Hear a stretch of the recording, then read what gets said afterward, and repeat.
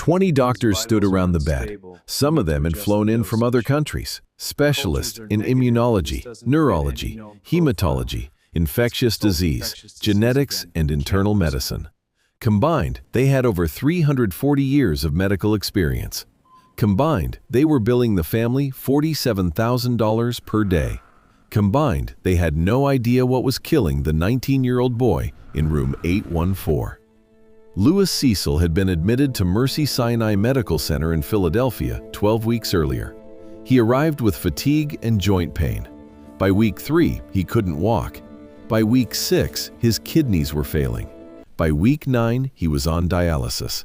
By week 12, his liver function was declining and his hair was falling out in patches. He was 19 years old, 6 feet 1, a sophomore at Penn, and he was dying. His father, Patrick Cecil, a billionaire pharmaceutical investor worth $4.1 billion, had emptied every medical resource on the planet. 20 specialists, 4 institutions, 11 diagnoses offered, all of them wrong. The latest theory was a rare autoimmune condition. The treatment wasn't working. Nothing was working. Then one night, at 11:43 p.m., a hospital janitor named Victor Bailey pushed his cleaning cart into room 814 to mop the floor. He had been cleaning this room every night for 9 weeks. He had watched the boy deteriorate. He had said nothing, because what does a janitor say to 20 doctors? But tonight, while emptying the bedside wastebasket, Victor saw something. A small amber bottle, unlabeled, tucked behind a water pitcher on the nightstand. He picked it up. He unscrewed the cap. He smelled it, and his hands began to shake. Not because he was afraid, because he recognized the smell.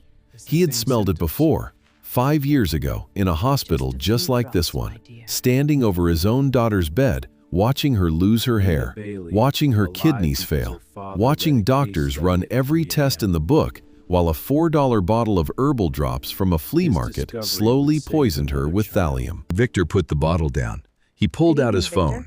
He took a photograph. He finished mopping the floor. He pushed his cart into the hallway, and he walked to the nursing station.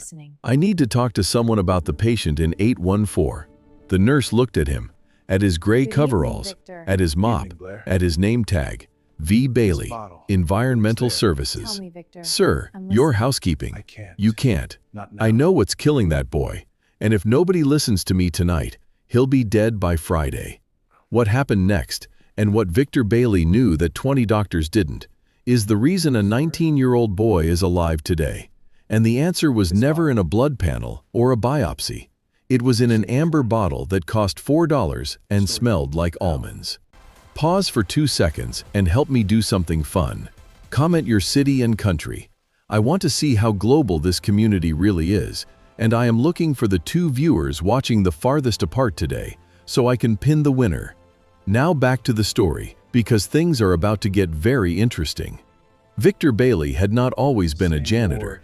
He had been a lot of things: an electrician's apprentice, a warehouse supervisor, a husband, and for 4 years, the primary caregiver for a daughter who nearly died. Nina Bailey was 6 years old when her hair started falling out. It happened slowly, first in the brush, then on the pillow, then in clumps at the dinner table. Victor's wife, Mary, took Nina to the pediatrician. The pediatrician ran blood work. The results came back normal. 2 months later, Nina started vomiting. Her joints ached. She complained that her feet burned at night. Victor took her to the emergency room. They ran more tests. They suspected juvenile arthritis, then lupus, then a rare inflammatory condition. They started treatment. Nina got worse. Mary and Victor spent 4 months bouncing between doctors. Nobody could find the cause. The treatments weren't working because they were treating symptoms, not the source. Then Mary collapsed at work. She was 32 years old. Brain aneurysm. She died in the ambulance. Victor was at the hospital with Nina when they told him. He buried his wife on a Tuesday. On Wednesday, he was back at the hospital with his daughter. Victor was alone. No family in Philadelphia. No savings left after the medical bills. He worked night shifts at a recycling plant and spent days at the hospital, sleeping in the chair next to Nina's bed. reading everything he could find about her symptoms. It was the reading that saved Nina's life. Victor was not a doctor, he was not a scientist, but he was a father who couldn't sleep, and the hospital had a library with a computer. He started searching. Hair loss in children, plus joint pain, plus kidney problems. He read medical journals. He read case studies. He read about toxicology, a subject he had never heard of before his daughter got sick. One article stopped him. A case study from Johns Hopkins about a 6-year-old girl in Baltimore who presented with the same cluster of symptoms: hair loss, peripheral neuropathy, kidney dysfunction. The cause? Thallium poisoning, a heavy metal found in certain unregulated herbal supplements, rat poisons, and industrial compounds. The girl had been exposed through a traditional herbal remedy her grandmother had been giving her, a folk medicine tincture sold at a flea market, marketed as a natural immune booster. Victor read the case study 3 times. Then he went home. He searched Nina's bedroom. In the bathroom cabinet, behind the toothpaste, he found it. A small amber bottle of herbal drops. Mary's mother had given them to Nina 6 months earlier. For immunity, she had said. The bottle was unlabeled. It smelled faintly of almonds. Victor brought the bottle to the hospital the next morning. He asked the attending physician to test Nina for thallium. The doctor looked at the bottle. "Mr. Bailey, this is a herbal supplement. It's not. Test her for thallium. Please." They tested her. Nina's blood thallium level was 847 micrograms per liter. Normal is less than 2. She had been poisoned for 6 months by a $4 bottle of folk medicine that contained industrial-grade thallium sulfate. The treatment was immediate. Prussian blue, a chelation agent that binds to thallium and allows the body to excrete it. Within 2 weeks, Nina's kidney function improved. Within a month, her hair started growing back. Within 3 months, she was home. Nina was 11 now. She had a scar on her left hand from the IV lines. She was in the 5th grade. She loved math. She was alive because her father had read a case study in a hospital library at 3 a.m. and recognized a bottle that smelled like almonds. After Nina recovered, Victor couldn't find steady work. His employment history had too many gaps. Months of hospital stays, missed shifts, terminated positions. He applied for everything. He got one offer, a janitorial position at Mercy Sinai Medical Center. Night shift, $18.50 an hour. He took it. He had been mopping hospital floors for 4 years. He never told anyone at Mercy Sinai about Nina. He never told anyone he had spent 4 months reading toxicology journals. He mopped floors, emptied trash, and cleaned rooms. He was invisible. Until room 814. Subscribe now and stay to the end, because I am going to show you one test that 20 doctors never ordered for Louis Cecil. And when I reveal why they didn't order it, you will understand how a $4 bottle of herbal drops can fool the most expensive medical team in the world. This is not a miracle story. This is a failure story. And the janitor is the only one who recognized it. Louis Cecil was admitted to Mercy Sinai Medical Center on a Monday in January. He was 19 years old, a sophomore at the University of Pennsylvania, pre-med, and until 3 months ago, the healthiest person in his family. His father, Patrick Cecil, was a pharmaceutical investor. His fund, Cecil Health Ventures, managed $4.1 billion in assets focused on biotech and specialty pharma. Patrick sat on the advisory boards of 2 pharmaceutical companies and 3 medical research foundations. He donated $2 million a year to medical education. He was, by every measure, the most medically connected father in Philadelphia, and he could not save his son. Louis's decline started with fatigue. He attributed it to midterms. Then his joints ached, both knees, both wrists. Then his appetite vanished. He lost 14 pounds in 3 weeks. His roommate at Penn called Patrick when Louis couldn't get out of bed. Patrick had him admitted within hours. The initial workup was extensive: complete blood count, metabolic panel, inflammatory markers, autoimmune antibodies, infectious disease screening, Mr. Cecil, Some these markers things were take elevated, time. We need others more were tests. normal. The pattern didn't fit a clean diagnosis. Over the next 12 weeks, 20 specialists examined Louis Cecil. The billing records listed consultations from immunology, rheumatology, nephrology, gastroenterology, hematology, neurology, genetics, infectious disease, endocrinology, and dermatology. Each specialist added a theory. Each theory led to a treatment. Each treatment failed. Week 3, kidney function declined. Louis was placed on restricted fluids. Week 6, peripheral neuropathy, burning in his hands and feet, loss of sensation in his fingertips. Week 9, dialysis. His kidneys could no longer filter on their own. Week 12, liver enzymes rising, hair falling out in patches, weight down 31 pounds. Dr. Arnold Schwab, the lead internist and director of Mercy Sinai's Diagnostic Medicine Unit, held a case conference with the full team. 20 doctors in a room, 4 whiteboards covered in lab values. Arnold stood at the front. We're running out of time and running out of theories. The current working diagnosis is an atypical autoimmune vasculitis with multi-organ involvement. I've contacted the NIH about a compassionate use protocol for an experimental immunosuppressant. If we don't see improvement in 2 weeks, we need to discuss hospice. Hospice for a 19-year-old. Patrick Cecil sat in the hallway outside the conference room. He had heard the word through the door. He called the Mayo Clinic. He called Cleveland Clinic. He called a specialist in Switzerland. He offered $1 million for a diagnosis. Nobody could give him one. Meanwhile, every night at 11:30 p.m., Victor Bailey pushed his cleaning cart down the 8th floor hallway and into room 814. He mopped the floor. He emptied the wastebasket. He wiped down the surfaces.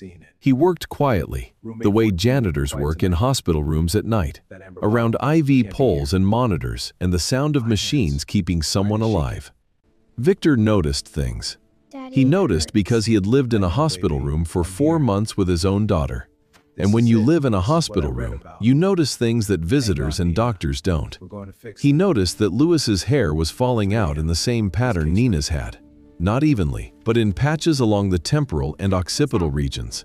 He noticed the burning in Louis's hands and feet, the same peripheral neuropathy Nina had. He noticed the kidney failure, the liver involvement, the joint pain, the fatigue. For 9 weeks, Victor noticed. And for 9 weeks, he said nothing. Because what does a janitor say to 20 doctors? On the night of week 12, the night after Arnold Schwab said the word hospice, Victor pushed his cart into room 814 at 11:43 p.m. Louis was asleep.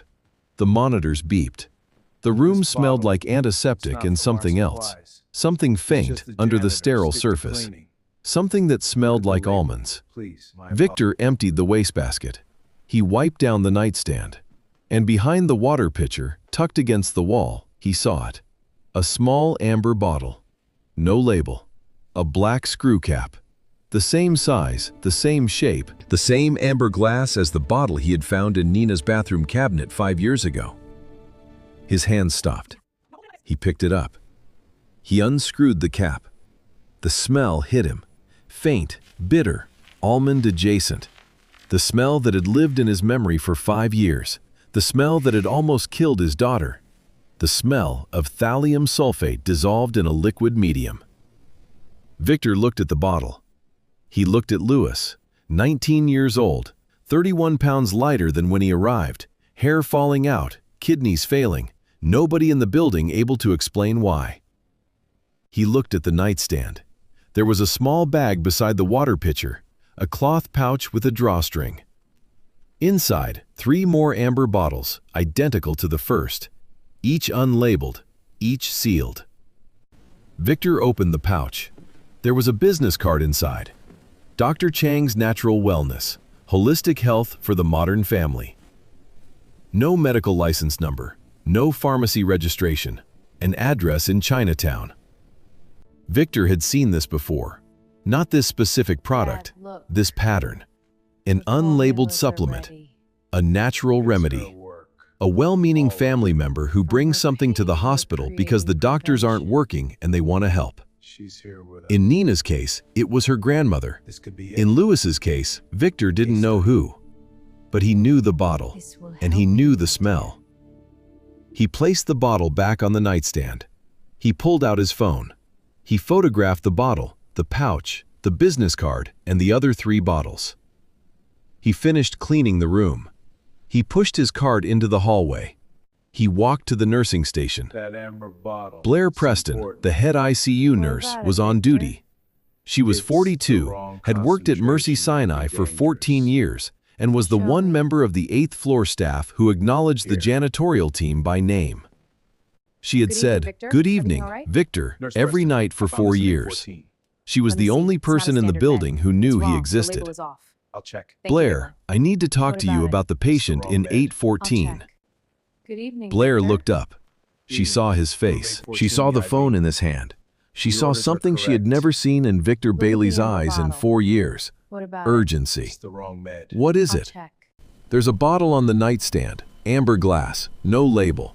It smells like almonds. I think it's thallium. Blair's expression changed. "Victor, how would you?" You're right, I'll call the doctor. "My daughter, 5 years ago, same symptoms, same bottle. She was being poisoned by a herbal supplement containing thallium sulfate. The doctors ran every test except the one that mattered, a heavy metals panel. Nobody ordered it because nobody thought to ask what the patient was taking that wasn't prescribed." Blair stood up. She looked at Victor, gray coveralls, mop bucket, name tag that said Environmental Services, and she made a decision that 20 doctors with 340 years of combined experience had not made in 12 weeks. She listened. I'm listening. "Show me." Real quick, pause and drop a comment below. Tell me if you have ever known something was wrong but stayed quiet because you didn't think anyone would listen. Share your thoughts, because this community is built on people who speak up anyway. Blair walked to room 814 with Victor. She put on gloves. She picked up the amber bottle. She smelled it. She looked at the business card. She looked at Victor. "We need to page Dr. Schwab. He won't listen to me. He'll listen to the bottle." Arnold Schwab arrived on the 8th floor at 12:14 a.m. He was irritated. He had been at home. He had spent 14 hours in the hospital that day, reviewing Louis's case with the 20th specialist, a geneticist from Boston who had suggested a mitochondrial disorder. He walked into the nursing station. He saw Blair. He saw Victor. "Blair, what is this? And why is housekeeping in the station?" Blair held up the bottle. "This was on the nightstand in 814. The janitor found it. He believes it may contain thallium. What is it? He's requesting a heavy metals panel for the patient." Arnold looked at the bottle. He looked at Victor. He looked at the gray coveralls, the mop bucket parked in the hallway, the name tag. He's just the janitor. He said it the way people say things when they believe them completely, not with cruelty, but with certainty. The certainty of a man who had spent 31 years in medicine, who held 3 board certifications, who directed a diagnostic unit that handled the most complex cases in the region. Of course, doctor. The certainty that the answer to a medical mystery could not possibly come from the man who mopped the floor. What is it? "He's just the janitor, Blair. I'm not ordering a panel because a custodian found a vitamin I bottle." believe you. Victor spoke. His voice was quiet, not timid. Quiet the way a man sounds when he has been through something that took everything from him, and he survived it. "Dr. Schwab, 5 years ago my daughter was admitted to a hospital with the same symptoms your patient has. Hair loss, peripheral neuropathy, kidney failure, liver involvement, joint pain, fatigue. 11 doctors examined her over 4 months. They tested for lupus, juvenile arthritis, autoimmune vasculitis, and 3 genetic conditions. They were wrong every time." Arnold started to speak. Victor didn't stop. "My daughter was being poisoned by a herbal supplement containing thallium sulfate, a $4 bottle from a flea market. It smelled like almonds. Nobody tested for heavy metals because nobody asked what she was taking outside of her prescriptions. I found the bottle myself. I brought it to the hospital myself. I asked for the test myself. Her thallium level was 847 micrograms per liter. Normal is less than 2. Victor pointed at room 814. That bottle smells the same. The patient's symptoms are the same. His hair is falling out in the same pattern. His neuropathy is in the same distribution. His kidney failure is progressing at the same rate. I have watched this boy deteriorate for 9 weeks from the door of his room, and I am telling you, it is not autoimmune. It is not genetic. It is not a mystery. It is thallium. And if you don't order a heavy metals panel tonight, he will be dead before you get to say hospice. The nursing station was silent. Blair stood with her arms at her sides. A second nurse, who had been charting at the desk, had stopped typing. Arnold Schwab stood with the amber bottle in his hand, looking at a janitor who had just given him a more specific differential diagnosis than 20 specialists had produced in 12 weeks. Arnold's face moved through 3 phases: irritation, doubt, and then, slowly, reluctantly, the thing that doctors fear most: the possibility that they missed something obvious. Blair, order a comprehensive heavy metals panel, stat, and send that bottle to toxicology. He looked at Victor. He didn't apologize. He didn't thank him. He turned and walked toward room 814. Victor stood in the hallway. His shift wasn't over. He had 4 more rooms to clean. He picked up his mop and walked to room 816. If you love your mom, you need to subscribe right now, because at the end of this video, I am revealing who brought the herbal supplement to Louis Cecil's hospital room. And when I show you how long they had been giving it to him, you will realize the 20 doctors weren't just looking in the wrong place. They were looking past the one thing sitting on the nightstand in plain sight. Trust me, the answer is worth the wait. The heavy metals panel came back at 6:47 a.m. Louis Cecil's blood thallium level was 1,240 micrograms per liter. Normal is less than 2.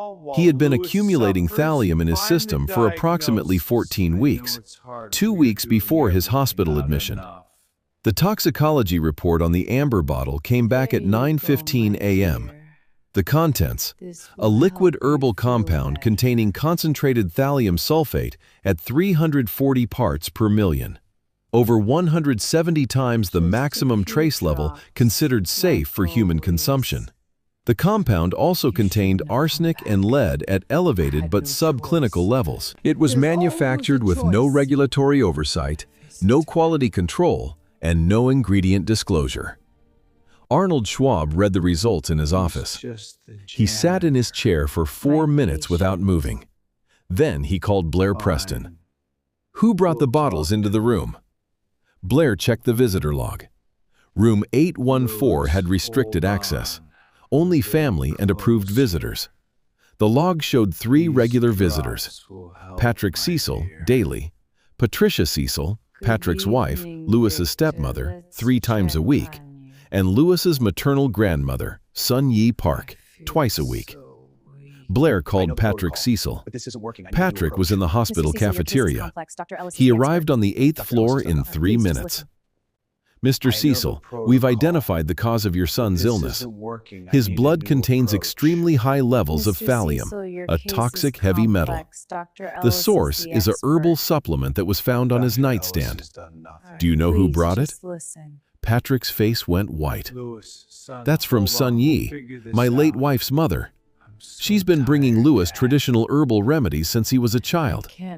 She started giving him a new one about 4 months ago. She said it was for energy. He was tired from school. Did you know she was giving it to him here in the hospital? She brings it every time she visits. She gives him a few drops in his water. She's been doing it for weeks. Mr. Cecil, the supplement contains thallium sulfate. It's been poisoning him. Patrick pressed both hands flat on the wall. He didn't speak. He didn't move. He stood there, hands against the wall, processing the fact that his son, the son 20 doctors couldn't save, the son he had spent $47,000 a day trying to diagnose, had been poisoned by a $4 bottle of herbal drops brought to his bedside by a woman who loved him. Not malice. Love. A grandmother's love. The kind of love that says, "The doctors aren't working, so let me bring something from home." The kind of love that doesn't know what thallium is, and doesn't know that natural doesn't mean safe, and doesn't know that a flea market in Chinatown has no quality control and no testing and no idea what's in the bottles on the shelf. Sun Yi Park was not arrested. She was not charged. She had no knowledge that the supplement was toxic. She had been buying it from the same vendor for years, for herself, for her family, for her grandson. She believed it was medicine. The vendor was investigated by the FDA. The shop on Arch Street in Chinatown was shut down within a week. Testing revealed that 14 of the 37 herbal products on the shelf contained heavy metals above safe levels. 3 contained thallium. The shop had been operating without a license for 11 years. Dr. Chloe Hutton, a toxicologist from the Hospital of the University of Pennsylvania, was brought in within hours. She confirmed the thallium poisoning and began treatment. Prussian blue chelation therapy, the same treatment that had saved Nina Bailey 5 years earlier. The good news, Dr. Hutton told Patrick, is that thallium poisoning, when identified, is treatable. The bad news is that at this level of accumulation, recovery will be slow. Kidney function may take months to return, but the trajectory should reverse within days. It did.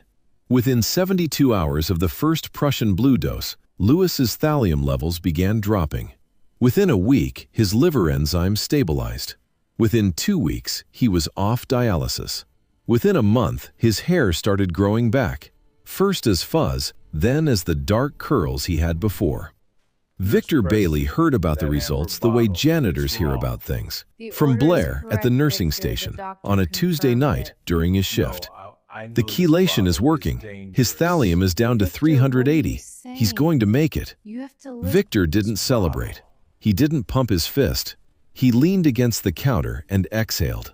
A long, slow breath. The kind you release when something heavy you've been carrying for 9 weeks finally lifts off your chest.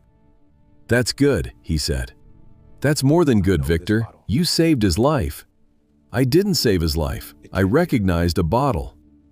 Nobody else did. 20 doctors looked at that boy every day. They ordered 412 tests. They spent 12 weeks. And the answer was sitting on the nightstand. Victor looked at the floor. "It was sitting on my daughter's bathroom shelf for 6 months before I found it, too." I don't blame them. I blame the bottle. If you are still watching, you are exactly the kind of person this channel was built for. Hit that subscribe button so you do not miss the next episode, because this exact pattern of missed environmental poisoning shows up in another billionaire family case I am covering soon. And the heavy metals test that Victor demanded here becomes even more important in that story. Here is the detail I told you to wait for. After Lewis's diagnosis, Arnold Schwab conducted a retrospective review of the case. He went back to day 1, Lewis's initial admission, and reviewed every note, every order, every lab panel. On day 1, the admitting nurse had completed a standard intake questionnaire. Question 14 read, "Is the patient currently taking any supplements, herbal remedies, vitamins, or non-prescribed substances?" The answer recorded was, "None." But the answer wasn't from Lewis. Lewis had been too fatigued to complete the intake himself.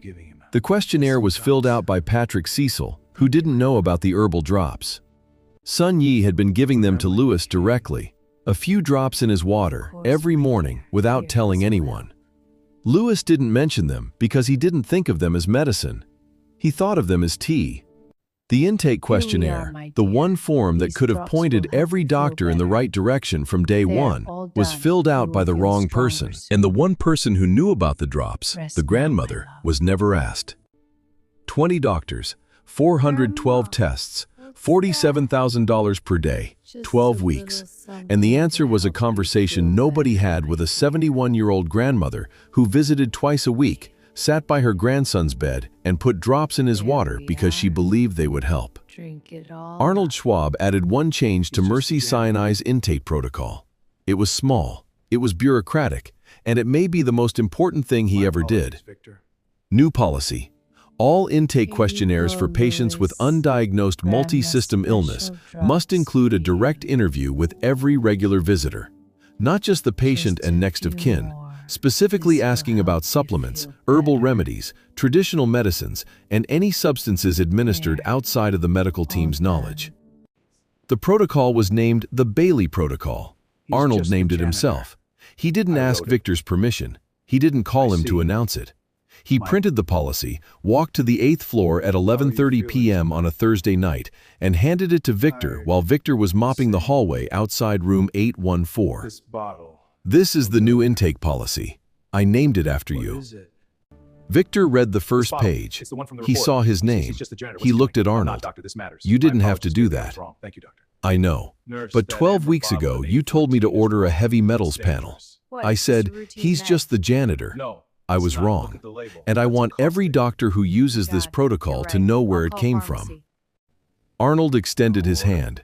Victor looked at it. The hand of a man who had dismissed him at midnight, who had almost walked away from the one piece of information that saved a 19-year-old's life, who was now standing in a hallway at 11:30 p.m., offering something that cost nothing but meant everything. Victor shook it. Thank you, Dr. Schwab. Thank you, Mr. Bailey. It was the first time anyone at Mercy Sinai had called Victor Mr. Bailey. Louis Cecil was discharged from Mercy Sinai 3 months after Victor found the bottle. He walked out of the hospital on his own feet. He had regained 22 of the 31 pounds he had lost. His hair was growing back. His kidneys were functioning at 74%, expected to improve to 90% within a year. Patrick Cecil was waiting by the exit. He had spent the previous day trying to locate Victor Bailey.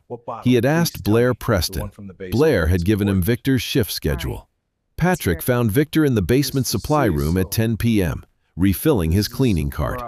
Mr. Bailey. Victor looked up. He recognized Patrick from the hallway, the man who paced the 8th floor every night, who slept in the waiting room, who had the look of a father watching his child disappear. Mr. Cecil, my son is alive because of you.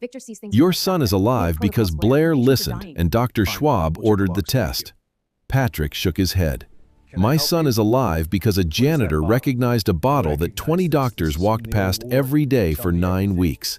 I want to do something for you. Mr. Cecil, I appreciate it, but I didn't do this for a reward.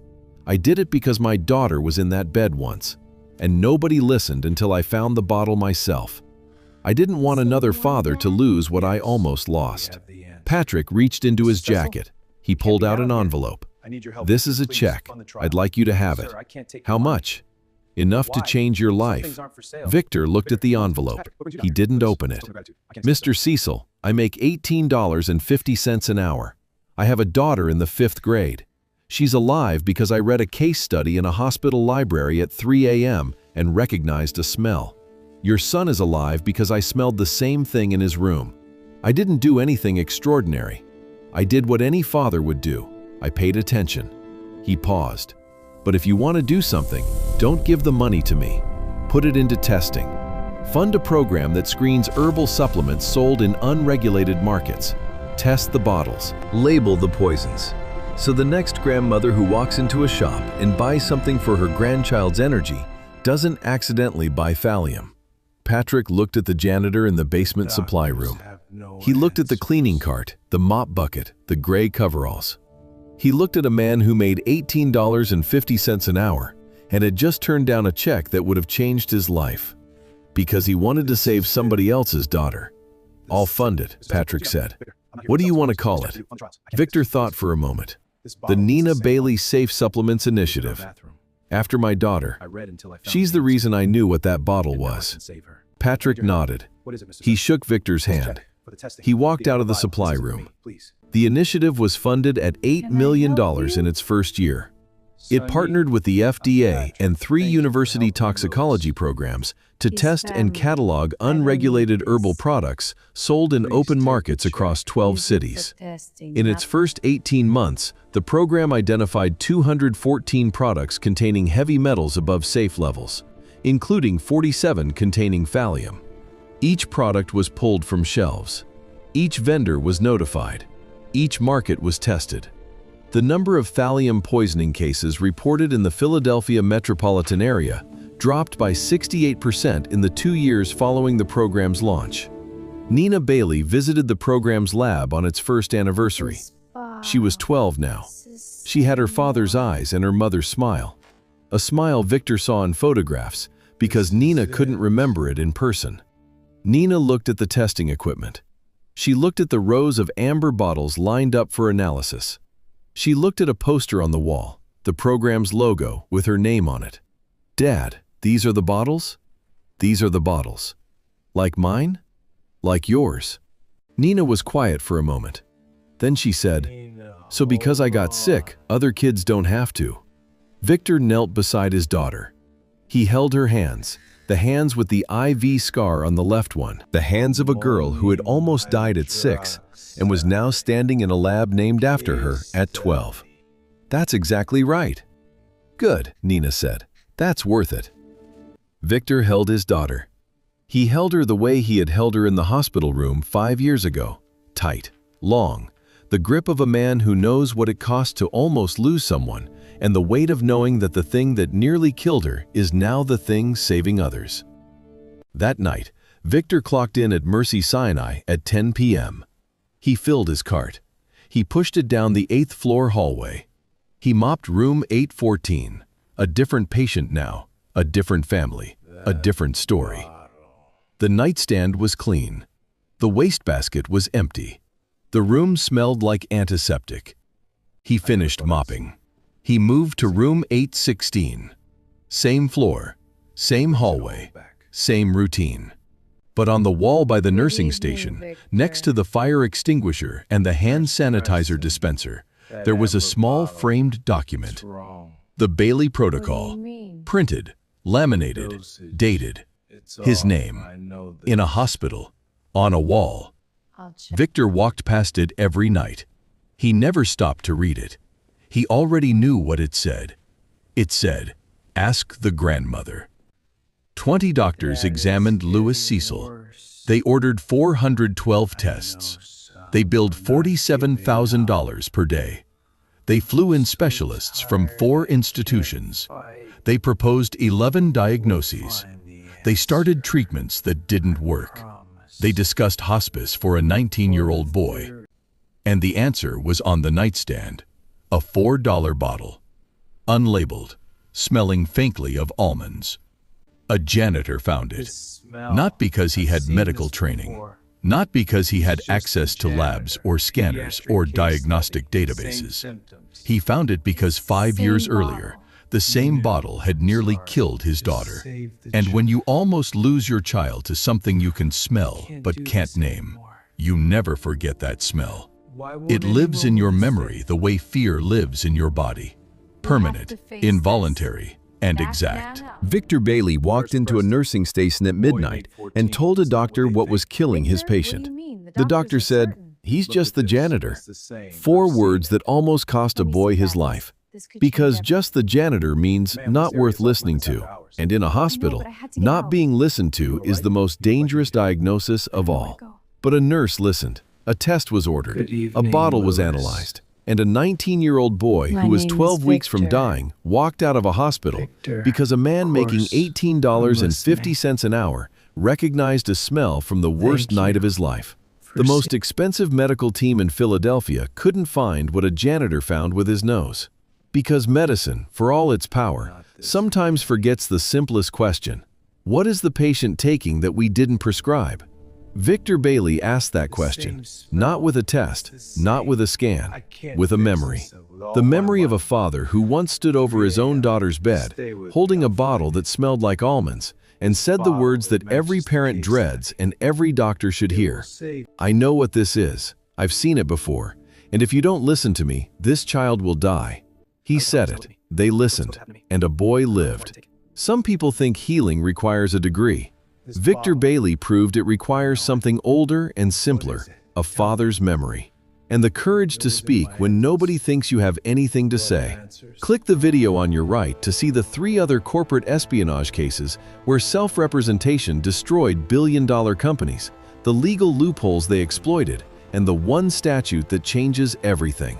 You will see the patterns these strategists use, the mistakes their opponents make, and the exact moment when the trap closes.